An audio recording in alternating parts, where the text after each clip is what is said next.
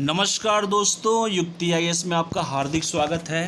आज है 1 मई और आज हम बात करेंगे आज के महत्वपूर्ण टॉपिक डीएनए पे। आगे बढ़ने से पहले जैसे कि मैं रोज़ कहता हूँ, हमारे यूट्यूब चैनल को सब्सक्राइब कीजिए, लाइक कीजिए, शेयर कीजिए, कमेंट कीजिए और अपनी राय को भी दीजिए।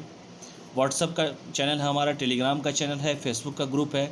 डिस्क्रिप्शन बॉक्स के नीचे लिंक दिया हुआ है, आप वहाँ पर जाएंगे, डायरेक्ट एक्सेस करेंगे और सीधे हम लोग से जुड़ जाएंगे। 1 मई है, बहुत इंपॉर्टेंट डे है आज, मज़दूर दिवस है और हम सभी मज़दूर हैं, चाहे कोई बड़ा हो चाहे छोटा हो, हर इंसान एक मज़दूरी ही करता है, बस करने के तरीके अलग अलग हैं। ठीक है। और आप लोग ये मत सोचिए कि मैं आप लोग को डांटूंगा, आज एकदम नहीं डांटूंगा, महीने के आखिरी दिन ज़रूर डांटूंगा। 1 महीने का पूरा रिपोर्ट कार्ड मैं बनाऊंगा, उसके बाद मैं डांटूंगा। तो पहले आज के पहले टॉपिक पे बात करते हैं। आज के महत्वपूर्ण टॉपिक पहला है कोविड-19 हेतु एडीबी से $1.5 बिलियन के ऋण की मंजूरी जो मिली है, उस पर हम बात करेंगे।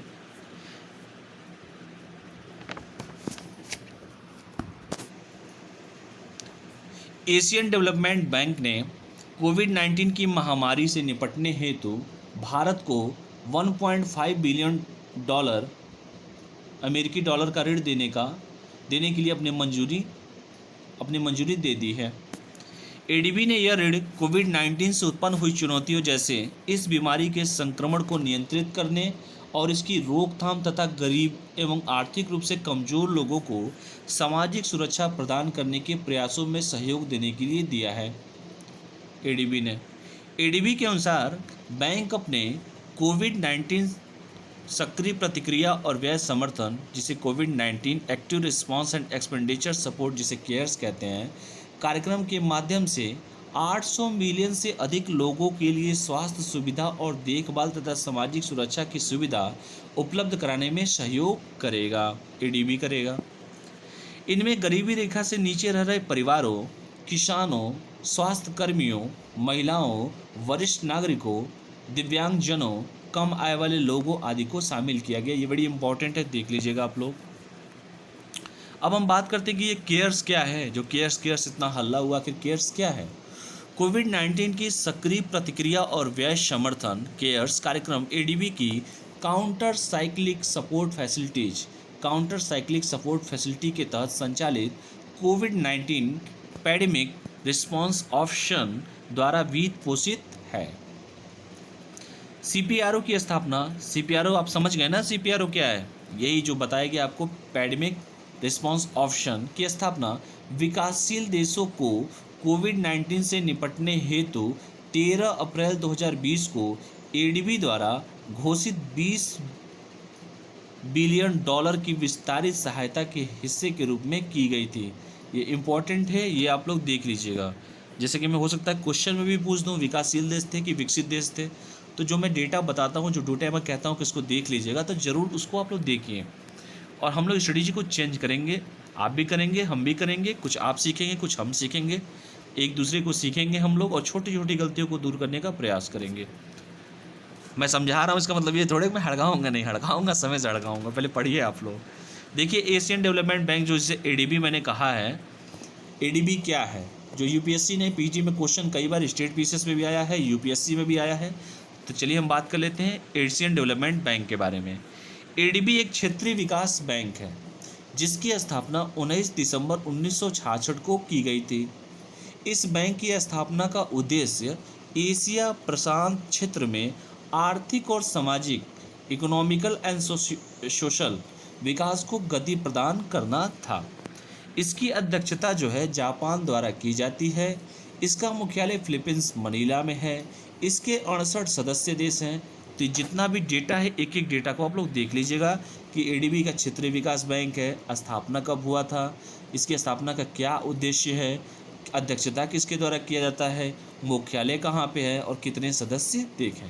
तो इसमें से आपको क्वेश्चन आपको जरूर यूपीएससी में देखने को मिलेंगे। ये सर ने फिगर इसलिए बना देते हैं, सर बनाया जाता है ताकि आप लोग को देश के बारे में पता चले कि कौन सा, कुछ लोगों को तो पता ही नहीं चलता है कि कौन सा देश कहाँ पे है, इसलिए फिगर बना दिया जाता है। अब हम दूसरा टॉपिक लेते हैं, अमेरिका की प्रायोरिटी वॉच लिस्ट में भारत। अब तो आएंगे ही लाइन पे, कहाँ जाएंगे, अभी बहुत लोग आएंगे, अपना टाइम आएगा, वैसे ही थोड़े कहा गया है। अमेरिका ने वर्ष 2020 में भी भारत को बौद्धिक संपदा इंटेलेक्चुअल प्रॉपर्टी, जिसे आईपी कहते हैं, अधिकारों के संरक्षण एवं प्रवर्तन में कमी के कारण संयुक्त राज्य व्यापार प्रतिनिधि यूनाइटेड स्टेट ट्रेड रिप्रेजेंटेटिव, जिसे यूएसटीआर की प्रायोरिटी वॉच लिस्ट में बरकरार रखा है।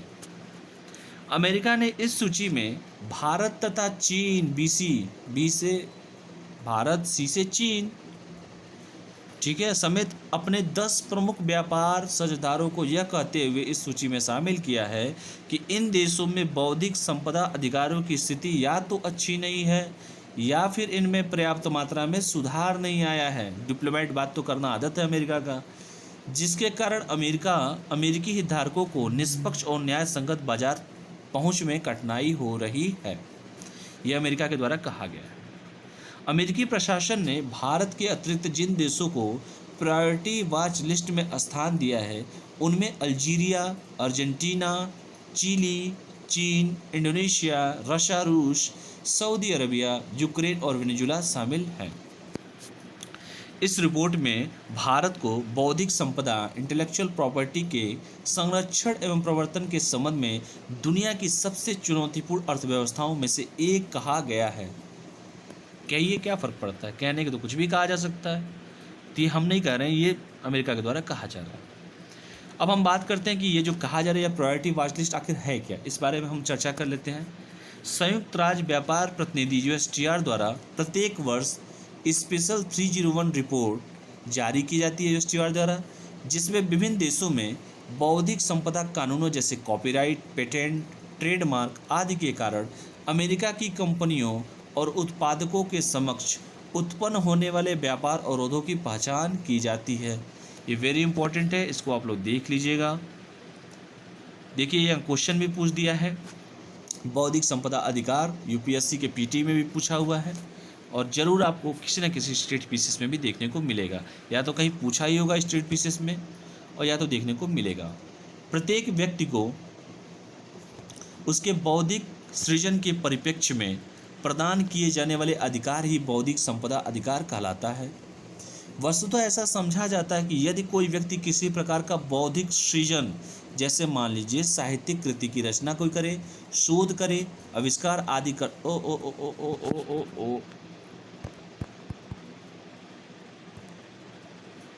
सॉरी ये थोड़ा डिस्टर्ब हो गया। हाँ चलिए मैं कर लेता हूँ, एक्चुअली तो हाथ है, कभी कभी उंगली इधर उधर हो जाती है, क्या करूँगा। वस्तुतः ऐसा समझा जाता है कि कोई व्यक्ति किसी प्रकार का बौद्धिक सृजन जैसे साहित्यिक कृति की रचना, शोध, आविष्कार आदि करता है तो सर्वप्रथम इस पर उस व्यक्ति का अनन्य अधिकार होना चाहिए, क्योंकि यह अधिकार बौद्धिक सृजन के लिए ही दिया जाता है, अतः इसे बौद्धिक संपदा अधिकार की संज्ञा दी जाती है, बिल्कुल देना भी चाहिए। इस आधार पर इन अधिकारों को निम्नलिखित रूपों में वर्गीकृत किया जाता है, जैसे कि कॉपीराइट, आप बार बार सुनते होंगे ये सब, पेटेंट कराना, ट्रेडमार्क, औद्योगिक डिजाइन और भौगोलिक संकेतक, जिसे जीआई टैग भी कहते हैं। अब हम बात करते हैं कि आईपीआर जो है इंटेलेक्चुअल प्रॉपर्टी राइट को डब्ल्यूआईपीओ विनियमित करता है। अब हम बात करेंगे डब्ल्यूआईपीओ क्या है। तो इसके पहले का आपको लोगों ने देखा कि जो आपको बताया गया बौद्धिक संपदा अधिकार, कि कोई भी व्यक्ति अगर सृजन करता है किसी भी क्षेत्र में, जैसे साहित्य में, शोध में, आविष्कार आदि, तो उसका अधिकार होना चाहिए। इसके बारे में पूरा डिटेल ये बताया गया है। तो इस पूरे लाइन को आप लोग एक लाइन को पढ़ लीजिएगा। मैं कहिए तो रिपीट कर दूं आप लोगों को, प्रत्येक व्यक्ति को जैसे बोला ही हूँ, एक बार आप लोग देख लीजिएगा, ठीक है। ये 5 सेक्टर जो भी हैं वर्गीकृत किए गए, इसको आप लोग देखिएगा। चलिए हम बात करते हैं कि विश्व बौद्धिक संपदा संगठन WPIO आखिर है क्या। WPIO का पूरा नाम वर्ल्ड इंटेलेक्चुअल प्रॉपर्टी ऑर्गेनाइजेशन यानी विश्व बौद्धिक संपदा संगठन है। यह संयुक्त राष्ट्र की सबसे पुरानी एजेंसियों में से एक है। इसका गठन 1967 में रचनात्मक गतिविधियों को प्रोत्साहित करने और विश्व में बौद्धिक संपदा संरक्षण को बढ़ावा देने के लिए किया गया था।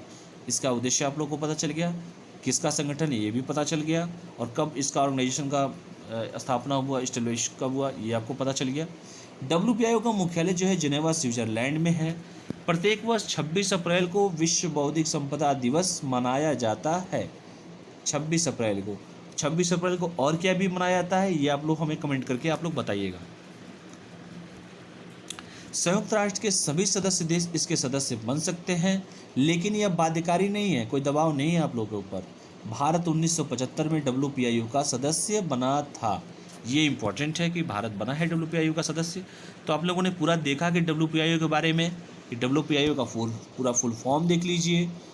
वर्ल्ड इंटेलेक्चुअल प्रॉपर्टी ऑर्गेनाइजेशन सबसे पुरानी संयुक्त राष्ट्र की एजेंसी है। गठन कब हुआ था? 67 में, और विश्व में बौद्धिक संपदा संरक्षण को बढ़ावा देने के लिए किया गया था। मुख्यालय जेनेवा स्विट्जरलैंड में किया गया है। प्रत्येक वर्ष 26 अप्रैल को मनाया जाता है, और संयुक्त राष्ट्र के सभी सदस्य इसके सदस्य हैं, लेकिन कोई बाध्यकारी नहीं है, कोई बाउंडेशन नहीं है। और भारत 1975 में WPIU का सदस्य बना था। ये पूरा आप लोग को बता दिया गया है। अब हम बात करते हैं तीसरे सेक्टर पे, असंगठित क्षेत्र, इनऑर्गेनाइज सेक्टर जिसे कहते हैं, तथा MSME पर कोविड-19 का क्या प्रभाव पड़ता है। पूरी दुनिया पे प्रभाव पड़ा है तो भारत पे भी पड़ेगा। तो चलिए हम इस पे पूरे इंटरनेशनल लेवल पे बात करते हैं, फिर नेशनल पे बात करेंगे। अंतर्राष्ट्रीय श्रमिक संघ द्वारा जारी की गई एक रिपोर्ट के अनुसार कोविड-19 के कारण वर्तमान में विश्व की आधी श्रमिक आबादी के लिए अपनी आजीविका खोने का खतरा बन गया है। आप लोगों ने देखा ही होगा, विश्व की कुल श्रमिक आबादी लगभग 3.3 बिलियन में से, मतलब 3.3 बिलियन में से 2 बिलियन श्रमिक और संगठित क्षेत्र में कार्य करते हैं। यानी कि 3.3 में से 2 बिलियन, अगर इसको मैथ के भाषा में मैं बोलूं कि 3.3 बिलियन में से 2 बिलियन जो हैं असंगठित क्षेत्र माने इनफॉर्मल सेक्टर में कार्यरत है। ये फिगर के माध्यम से सर ने बताया है, देख लीजिएगा आप लोग। कोविड-19 की शुरुआत के पहले महीने में ही इन श्रमिकों की मजदूरी में 60% तक की गिरावट देखी गई थी, और वर्ष 2020 की दूसरी तिमाही में लगभग 1.6 बिलियन श्रमिकों के लिए अपनी आजीविका खोने की स्थिति बन गई है। तो आप लोगों ने पूरा डिटेल इसका देखा आप लोगों ने कि कोविड-19 ILO जो रिपोर्ट द्वारा जो जारी किया गया है उसमें बताया गया है कि 3.3 बिलियन में से 2 बिलियन अश्रमिक असंगठित क्षेत्र में कार्य करते हैं, और इसकी पहली तिमाही और इस समय की बताया गया है पूरा। कोविड-19 की शुरुआत में ये मजदूरी में 60% तक की गिरावट देखी गई थी, और 2020 की दूसरी तिमाही में 1.6 बिलियन श्रमिकों के लिए अपना आजीविका खोने की स्थिति बन गई है दूसरी तिमाही में। अब हम बात करते हैं कि भारत पर क्या इसका इफेक्ट पड़ेगा। जैसे मैंने कहा कि पूरे वर्ल्ड पे चल रहा है तो इंडिया पे भी पड़ेगा। वर्ष 2018 के आंकड़ों के अनुसार भारतीय श्रमिकों में लगभग 81% असंगठित क्षेत्र से जुड़े हुए थे, और इनमें से एक बड़ी आबादी उन अकुशल श्रमिकों की है जो दैनिक मजदूरी पर काम करते हैं, यानी डेली बेसिस पे काम करते हैं। वर्तमान में भारत में कोविड-19 की महामारी के प्रभाव पश्चिमी देशों की तुलना में, इनको तो जरूर देखिए, पश्चिमी देशों को में काफ़ी कम रहे हैं, परंतु देश भर में लागू लॉकडाउन के कारण सभी क्षेत्रों में कामगारों की आय प्रभावित हुई है। कोई भी सेक्टर बचा नहीं है इससे, हम लोग भी नहीं बचे हैं, समझे बच्चों। कोविड-19 के कारण शहरों में काम करने वाले प्रवासी मजदूरों को रोजगार न मिलने और यातायात तथा मंडियों को पूर्ण रूप से सक्रिय न रहने से ग्रामीण अर्थव्यवस्थाओं को गंभीर क्षति होने का अनुमान है। जाहिर सी बात है कि जब तक ग्रामीण से चीज़ें, ट्रांसपोर्टेशन से प्रॉब्लम, मतलब सामान नहीं आएगा, यहाँ इधर से उधर नहीं जाएगा, क्योंकि सब एक दूसरे से रिलेटेड है, तो इफ़ेक्ट तो सब पे पड़ेगा। और जैसे इस समय लगन का समय चल रहा था, बहुत लोग की शादियाँ थी, शादियाँ टल गई, तो आप समझ सकते हैं कि किन किनों का क्या क्या हाल हुआ होगा। ये तो आप लोग समझ सकते हैं ना। फूल की खेती करने वाले बेचारे परेशान, कहाँ चढ़ाएं, मंदिर में चढ़ नहीं पा रहा है, शादी होता वहाँ चढ़ भी नहीं पा रहा है, नेताजी लोग कहीं ले जा नहीं पा रहे हैं कि कहीं फूल चढ़े, तो फूल वाला परेशान, सब्जी वाला परेशान, सब परेशानी है। क्या कर सकते हैं उसके लिए? ईश्वर से प्रार्थना कीजिए जल्दी लॉकडाउन ख़त्म हो। जिनकी शादी का डेट था वो शादी अपना नया लगन निकालें, फिर करें शादी। बहुत कुछ चेंज होगा, समाज की सोचने का तरीका चेंज होगा। जो पंडित जी लोग कहते थे ना, लगन है लगन है, अब 365 दिन लगन है, ठीक है। बस लगन लगनी चाहिए किसी भी चीज़ में, मतलब समझ रहे हैं ना आप लोग कौन सा लगन मैं कह रहा हूँ। इतने तो समझदार हैं ही आप लोग। चलिए, हंसी मजाक हो जाना चाहिए, वो बोरियत लगता है। अंतर्राष्ट्रीय श्रमिक संघ अंतर्राष्ट्रीय श्रमिक संघ की स्थापना वर्ष 1999 में प्रथम विश्व युद्ध की समाप्ति के पश्चात वर्साई की संधि के तहत की गई थी। Treaty of Versailles. इसके पहले का तो मैं सब बता ही दिया हूँ आप लोगों को। और जिनका लगन में शादी हो उनका कितना दिल दुखा होगा ये आप लोगों ने देखा ही होगा, जाके पूछिए कभी उन पर PhD कीजिएगा आप लोग। ठीक है, ये आईएलओ की रिपोर्ट है, ये जैसे ऊपर फिगर के माध्यम से बताया गया है, फिगर देख लीजिएगा आप लोग। यह संस्था वैश्विक स्तर पर श्रमिकों के अधिकारों को प्रोत्साहित करने और श्रम तथा रोजगार से जुड़े मुद्दों पर संवाद स्थापित करने एवं सामाजिक संरक्षण आदि क्षेत्रों में कार्य करती है। तो कौन सी संस्था ऐसी है भाई साहब? अंतर्राष्ट्रीय श्रमिक संघ। इसको बताया गया कि स्थापना कब हुआ था? 1919 में प्रथम विश्व युद्ध के समय की समाप्ति के पश्चात हुआ था, वर्साई की संधि के तहत की गई थी। और ये भी बताया गया कि यह संस्था वैश्विक स्तर पर श्रमिकों के अधिकारों को प्रोत्साहित करने और श्रम तथा रोजगार से जुड़े मुद्दों पर संवाद स्थापित करने एवं सामाजिक संरक्षण आदि क्षेत्रों में कार्य करती है। कई बार पेपर में पूछा है, देख लीजिएगा आईएलओ की रिपोर्ट। आईएलओ का जो मुख्यालय ये भी जेनेवा स्विट्जरलैंड में स्थित है। वर्तमान में विश्व में 187 देश इस संगठन के सदस्य हैं। तो ये पूरा डिटेल जो आईएलओ का रिपोर्ट बताया गया है और अंतर्राष्ट्रीय श्रमिक संघ के बारे में बताया गया आप लोगों को, ये देख लीजिएगा। अब हम बात करते हैं आज चौथा, एक और टॉपिक आज दिया गया आप लोगों को, सुरेश एन पटेल केंद्रीय सतर्कता आयुक्त CVC central vigilance commission. Suresh N Patel ने केंद्रीय सतर्कता आयोग में सतर्कता आयुक्त के पद के रूप में शपथ ग्रहण किया है।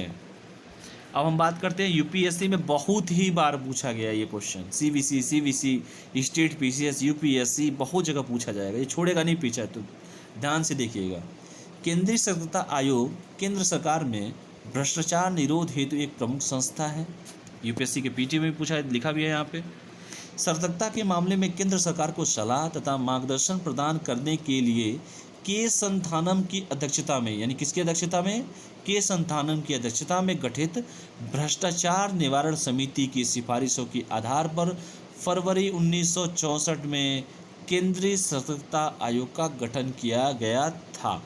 तो ये आप लोग को पता चला कि केंद्र सरकार को इनका काम सलाह देना, मार्गदर्शन देने के साथ ही के संथानम की अध्यक्षता में गठित भ्रष्टाचार निवारण समिति की सिफारिशों के आधार पर फरवरी 1964 में, ठीक है, इनका गठन किया गया था CVC का। यह आयोग केंद्र सरकार के सभी कार्यों की निगरानी करता है तथा सरकारी संगठनों में विभिन्न पदाधिकारियों को उनके कार्यों की योजना बनाने, निष्पादन करने, समीक्षा करने तथा सुधार करने की भी सलाह देता है। अब अगला लाइन देखिए, इम्पोर्टेंट है। अब इस आयोग में एक केंद्रीय सतर्कता आयुक्त के साथ 2 अन्य आयुक्त भी हो सकते हैं। और ये इन लोग का डेटा पूरा दिया है, सेक्रेटरी होना चाहिए, उसके नीचे चीफ विजिलेंस ऑफिसर होना चाहिए और उनका पूरा सेक्टर बांटा, ये देख लीजिएगा फिगर आप लोग। संसद ने वर्ष 2003 में केंद्रीय सतर्कता आयोग विधेयक पारित किया तथा 11 सितंबर, बड़ा इंपॉर्टेंट डे है, 2003 को राष्ट्रपति के हस्ताक्षर के बाद इसने अधिनियम का रूप लिया। ठीक है, तो संसद में 2003 में एक विधेयक लाया गया था जो 11 सितंबर 2003 को राष्ट्रपति जी ने उस पर अपना सिग्नेचर किया था और ये एक्ट बन गया था। और आप मुझे कमेंट करके बताइएगा कि 2003 में राष्ट्रपति जी कौन थे भारत के। इस प्रकार वर्ष 2003 में केंद्रीय सतर्कता आयोग को संवैधानिक दर्जा दिया गया था, ठीक है, प्रदान किया गया था। ये पूरा फिगर है, फिगर देख लीजिएगा। एक विजिलेंस अवेयरनेस वीक मनाया गया है जो 28 अक्टूबर से लेके 2 नवंबर 2019 तक हुआ था। ये फिगर है, फिगर देख लीजिएगा बस। तो ये रहा आज के महत्वपूर्ण टॉपिक जो पूरा कवर कर दिया है मैंने, चारों का चारों टॉपिक। और आप लोग कमर कस लीजिए, 7 बजे आप लोगों को क्वेश्चन के साथ मैं मिलूँगा। एकदम नहीं डांटूंगा, बस आप लोग कोशिश करेंगे, एकदम नहीं डांटूंगा। कभी कभी ज़रूरत पड़ेगी तो ज़रूर डांटूंगा। आप लोग मेरे स्टूडेंट हैं, मेरे भाई हैं, मेरे छोटे भाई हैं और मुझे राह दिखाना, मार्गदर्शन दिखाना ही मेरा काम है। अगर इसमें से कोई भी एक सिलेक्शन भी ले लेगा ना, मेरे लिए यार समझ रहे हो ना, गंगा नहा लूँगा मैं। तो आप लोग को जैसे मैंने आज बताया ना कि कोविड-19 के बारे में बताया, इंपॉर्टेंट देख लीजिए, एक बार रिव्यू दे देता हूँ। 1.5 बिलियन अमेरिकी डॉलर क्रेडिट की मंजूरी मिली है और एशियन डेवलप बैंक के बारे में पूरा बताया ही हूँ। भारत को 1.5 बिलियन अमेरिकी डॉलर दिया गया है और इसका क्या उद्देश्य है ये पूरा डिटेल बताया ही गया है आप लोगों को। कोविड-19 सक्रियता का पूरा केयर्स में $800 मिलियन समथिंग किसके लिए क्या किया गया, ये सब बताया गया आप लोगों को। क्या क्या हुए इसमें, गरीब रेखा से नीचे जो बीपीएल वाले हैं या किसान, स्वास्थ्य कर्मी, महिला, वरिष्ठ नागरिक, दिव्यांग, सब ये बताया गया है ये आप लोगों को। अब ये कैर्स क्या है, कैर्स का पूरा डिटेल आप लोग देख लीजिएगा, ये बताया गया है। ये 13 फरवरी डेट है, विकासशील देशों के लिए है। ये एडीबी द्वारा $20 बिलियन की सहायता के हिस्से के रूप में ये बताया गया है। एडीबी के बारे में जैसे बताया, क्षेत्रीय विकास बैंक है, स्थापना कब हुआ ये भी बताया गया आप लोग को। उद्देश्य क्या है, एशिया प्रशांत क्षेत्र में आर्थिक और हाँ ये है, क्षेत्र में आर्थिक और सामाजिक विकास को गति प्रदान करना इसका उद्देश्य है। जापान द्वारा किया जाता है, जिसका मुख्यालय फिलीपींस मनीला में है। 68 देश है, ये भी आप लोग को बताया गया है। इसके बाद आपको बताया गया कि अमेरिका की प्रायोरिटी वॉच लिस्ट में भारत को शामिल किया गया है। ठीक है, तो हम लोग तो अब हर जगह शामिल होंगे, धीरे धीरे देखिएगा आप लोग। ये बताया गया है कि बौद्धिक संपदा में भारत को शामिल किया गया है। अमेरिका ने 10 प्रमुख व्यापार साझेदारों को 71वीं सूची में शामिल बताया गया है। इसमें यह भी बताया गया कि निष्पक्ष और न्यायसंगत बाजार पहुंच करने में, ये भी आप लोग को बताया गया है। और ये भी बताया गया कि भारत के साथ साथ कौन कौन से देश है, सारा देश का नाम आप लोग देख लीजिएगा, ये आप लोग को बताया गया है। और ये इस रिपोर्ट में भारत को बौद्धिक संपदा के संरक्षण के लिए बताया गया अर्थव्यवस्था में से एक कहा गया है।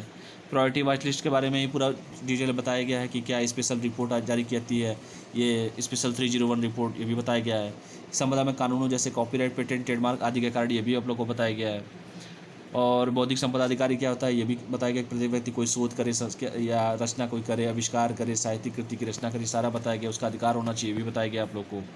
ये कितने सेक्टर हैं टोटल, कॉपीराइट, पेटेंट, ट्रेडमार्क, औद्योगिक डिजाइन या भौगोलिक संकेतक, ये भी आप लोग को बताया गया है।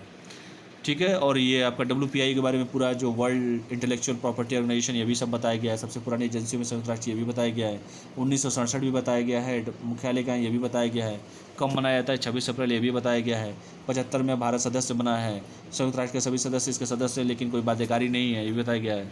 असंगठित क्षेत्र का पूरा रिपोर्ट आप लोग को ILO के द्वारा जो भी है बताया गया है कि पहले 19 में क्या था, इस समय क्या है, पहले क्या था, कितने श्रमिक, कितने ये असंगठित क्षेत्र में काम करते, ये सारा बताया ही गया आप लोग को।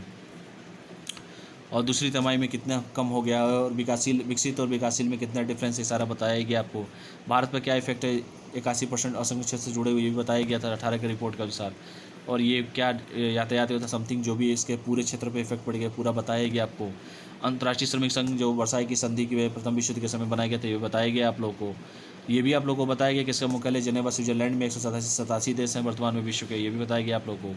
और सतर्कता आयोग तो जो CVC सुरेश जी बने हैं, ये भी बताया गया आप लोगों को। एक सतर्कता आयोग के साथ 2 और भी हो सकते हैं, ये भी बताया गया। इनका काम भी बताया गया है, क्या होता है सेंट्रल विजिलेंस, क्या होते हैं, किस अध्यक्षता, किसकी अध्यक्षता में किस संस्थान बताया गया था आप लोग को। फरवरी 1964 में गठन किया, ये भी बताया गया था आपको। इसका काम क्या होता है ये भी आप लोग को बताया गया। एक के साथ 2 और अन्य भी हो सकते हैं, ये भी बताया गया आप लोग को। और संसद ने 2003 में भी लाया, यह भी बताया गया था। 11 सितंबर 2013 को राष्ट्रपति हस्ताक्षर करता है, एक्ट बनता है, ये भी बताया गया आप लोग को। और 2003 में केंद्रीय सत्ता संवैधानिक दर्जा दिया गया, ये भी आप लोग को बताया गया। तो ये रहे आज के महत्वपूर्ण आपके DNA। और आप लोग 7 बजे एकदम तैयार हो जाइएगा। 7 से 8:30 के बीच में आप लोग को सारे क्वेश्चन दिया जाएगा। और एक और विशेष सूचना है आप लोग को, जिन लोगों को कोई भी टेस्ट सीरीज ज्वाइन करना हो, UP PCS, Bihar PCS, pre mains या UPSC का टेस्ट है, या कोई नोट्स आप लोग को चाहिए, या कोई क्लासेस ज्वाइन करने हैं आपको, तो ये हमारे संस्थान का जो नंबर दिया गया है, इस खूबसूरत नंबर पे आप लोग फ़ोन कर सकते हैं और अपनी समस्या को सॉल्व कर सकते हैं। तो चलिए, आज इन्हीं सब शब्दों के साथ मैं अलविदा भी देता हूँ आपसे। अलविदा तो नहीं कहूँगा मैं, क्योंकि 7 बजे फिर आऊँगा आप लोगों को डांटने के लिए। डांटूंगा नहीं, क्वेश्चन का आंसर देंगे, गलत सही जो देना है दीजिए, बस कोशिश करते रहिए, ज़रूर सफलता मिलेगी। सिर्फ कोशिश इंपॉर्टेंट है। आप कोशिश कीजिए, हम भी कोशिश करेंगे, और एक दूसरे की कोशिश करेंगे। हम लोग कोशिश के साथ सफलता प्राप्त करेंगे। तो चलिए, मिलते हैं आप लोगों को 7 बजे। अभी कुछ ही समय में आप लोग का वीडियो अपलोड हो जाएगा। तो चलिए, स्वस्थ रहिए, मस्त रहिए और पढ़ाई करते रहिए। ठीक है, ओके, बाय।